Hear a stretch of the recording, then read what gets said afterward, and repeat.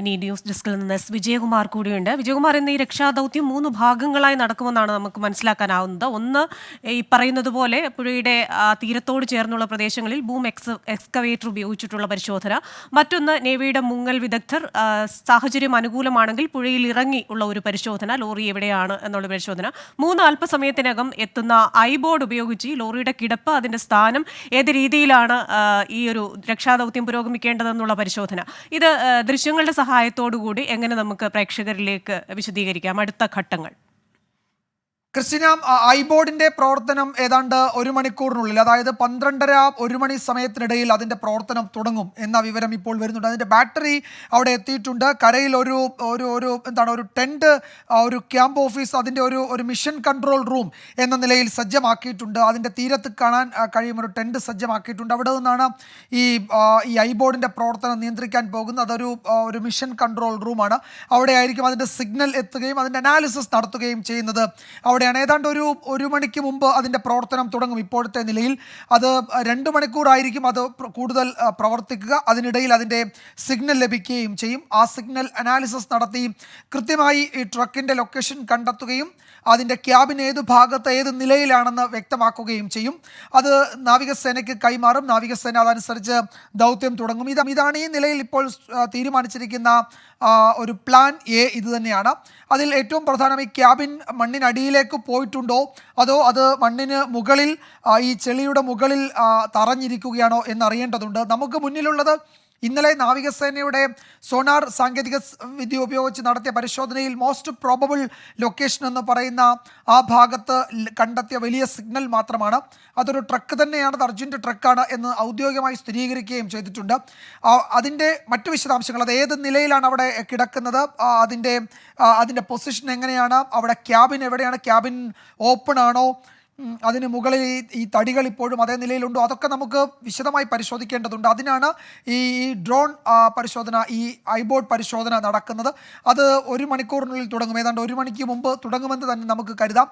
അങ്ങനെയാണെങ്കിൽ അതിൻ്റെ റിസൾട്ട് 2 മണി 3 മണി സമയത്തേക്ക് കിട്ടും. നാവികസേനയ്ക്ക് അതനുസരിച്ച് ആക്ട് ചെയ്യാനും കഴിയും. പക്ഷേ അതിനു മുമ്പ് നമ്മൾ തയ്യാറായി നിന്നിരുന്നത് യഥാർത്ഥത്തിൽ വളരെ സമഗ്രമായ ഒരു അണ്ടർ വാട്ടർ സർവേ നടത്താൻ നാവികസേനയ്ക്ക് നേരിട്ട് കഴിയും എന്നായിരുന്നു. പക്ഷേ അത് നിർഭാഗ്യവശാൽ ഇപ്പോഴും അതിന് സജ്ജമായിട്ടില്ല സാഹചര്യം എന്നതാണ്. ഏതാണ്ട് 15 നാവികരടങ്ങുന്ന 5 പേർ വീതമുള്ള 3 ബോട്ടുകൾ ആ മിഷൻ കൺട്രോൾ അല്ലെങ്കിൽ ആ ദൗത്യ മേഖലയിൽ ആ പ്രധാനപ്പെട്ട കേന്ദ്ര ഭാഗത്തുകൂടി സർവേ നടത്തിയെങ്കിലും അവർക്ക് വെള്ളത്തിലേക്ക് താഴ്ന്നിറങ്ങി പരിശോധന നടത്താൻ പറ്റുന്ന ഒരു സാഹചര്യമില്ല എന്ന് വിലയിരുത്തുകയും അതിൻ്റെ അടിസ്ഥാനത്തിൽ അവർ തൽക്കാലം എന്ത് ചെയ്യണമെന്നതിൽ കൂടുതൽ ചർച്ചകളിലേക്ക് കടക്കുകയും ചെയ്തിട്ടുണ്ട്.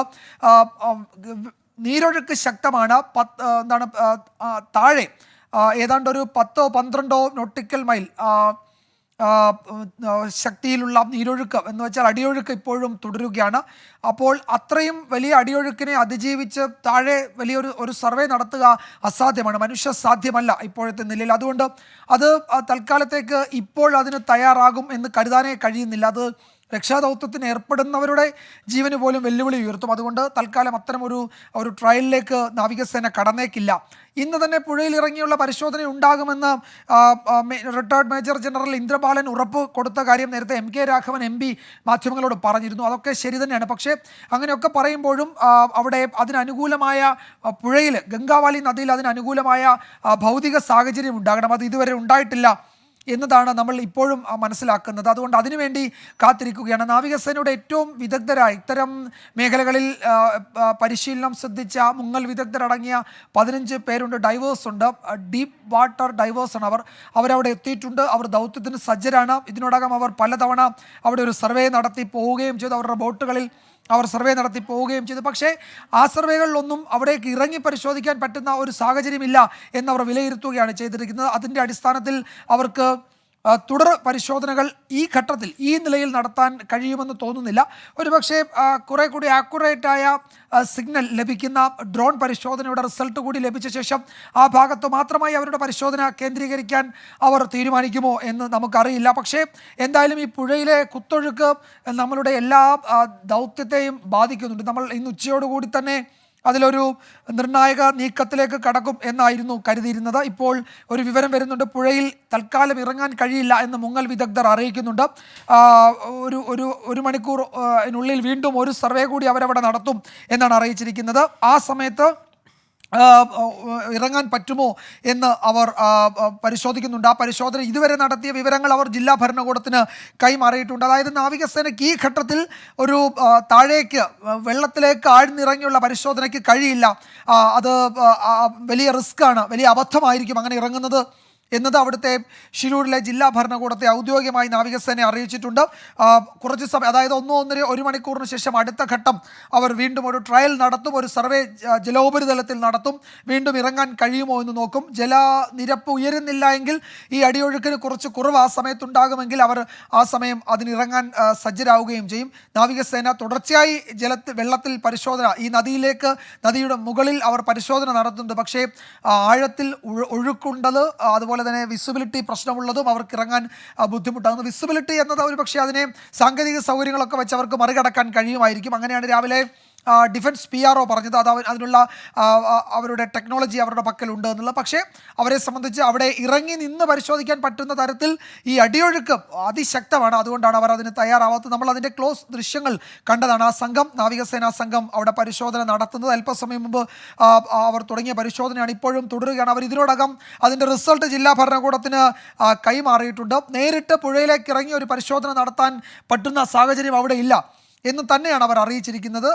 വീണ്ടും തുടർച്ചയായി ഇടവേളകളിൽ ആ പരിശോധന തുടരുകയും അതിനനുസരിച്ച് അനുകൂലമാകുന്ന ഏത് ഘട്ടത്തിലും അവർ ഡീപ്പ് വാട്ടർ സർവേക്ക് ഇറങ്ങുകയും ചെയ്യും എന്നവർ അറിയിക്കുന്നുണ്ട്. മഴ കുറച്ച് സമയമായി അവിടെ പെയ്യുന്നില്ല എന്നതൊരു ആശ്വാസമാണ്. ഈ നിലയിൽ കുറച്ച് മണിക്കൂറുകൾ കൂടി തുടരുകയാണെങ്കിൽ പുഴയിലെ നീരൊഴുക്ക്, അടിയൊഴുക്കിന് കുറവുണ്ടാകും. അങ്ങനെയാണെങ്കിൽ അത് ഈ താഴേക്ക് ഇറങ്ങിയുള്ള പരിശോധനയ്ക്ക് സഹായകമാകുകയും ചെയ്യുമെന്ന് കരുതാം. എന്തായാലും നിലവിൽ നാവികസേനയുടെ വിദഗ്ധരായ മുങ്ങൽ വിദഗ്ധർക്ക് പുഴയിലേക്ക് ഇറങ്ങി പരിശോധന നടത്താൻ പറ്റുന്ന സാഹചര്യമില്ല എന്നവർ ജില്ലാ ഭരണകൂടത്തെ ഔദ്യോഗികമായി അറിയിച്ചിട്ടുണ്ട്. വീണ്ടും അവരുടെ സർവേ തുടരും. ഏത് ഘട്ടത്തിലാണോ അതിനനുകൂലമാകുക ആ ഘട്ടത്തിൽ അവർ വെള്ളത്തിലേക്ക് ഇറങ്ങുകയും അതിൻ്റെ ലോറിയുടെ നേരത്തെ സോണാർ സിഗ്നൽ തന്ന പ്രദേശത്ത് പരിശോധന നടത്തുകയും ചെയ്യും. അതിൻ്റെ ക്യാബിനിലേക്കായിരിക്കും ആദ്യം അവരുടെ ശ്രദ്ധ പോവുക. ക്യാബിൻ പരിശോധന, അതിൽ അർജുൻ ഉണ്ടെങ്കിൽ അദ്ദേഹത്തെ മുകളിലേക്ക് കൊണ്ടുവരിക, അതിന് വേണ്ടുന്ന ക്രമീകരണങ്ങളോടെ ഒരു 5 അംഗ സംഘമായിരിക്കും ഡൈവ് ചെയ്യുക താഴേക്ക്. അതിനുശേഷമായിരിക്കും ലോറി ഉയർത്തുന്നതിനെ പറ്റിയുള്ള ആലോചനകൾ, അതിൻ്റെ നടപടികളിലേക്ക് പോവുക. ആദ്യം ഈ ക്യാബിൻ തന്നെയാണ് ശ്രദ്ധാകേന്ദ്രം, ക്യാബിൻ തന്നെയാണ് ലക്ഷ്യം. അവിടേക്കായിരിക്കും പരിശോധന നടത്തുക. പക്ഷേ അപ്പോഴും നമുക്ക് അങ്ങനെ ഇറങ്ങി പരിശോധനയ്ക്ക് പറ്റുന്ന ഒരു സാഹചര്യം ഈ ഘട്ടത്തിലും പുഴയിലില്ല എന്നത് തന്നെയാണ് വസ്തുത. അത് ഔദ്യോഗികമായി ജില്ലാ ഭരണകൂടത്തെ, ഷിരൂരിലെ ജില്ലാ ഭരണകൂടത്തെ നാവികസേന അറിയിച്ചിട്ടുണ്ട് എന്നുള്ളതാണ് ക്രിസ്റ്റീന ഏറ്റവും ഒടുവിൽ വരുന്ന പ്രധാനപ്പെട്ട വിവരം. ശരി, S. വിജയകുമാറാണ് ന്യൂസ് ഡെസ്കിൽ നിന്ന് വിശദാംശങ്ങൾ നൽകിക്കൊണ്ടിരിക്കുന്നത്.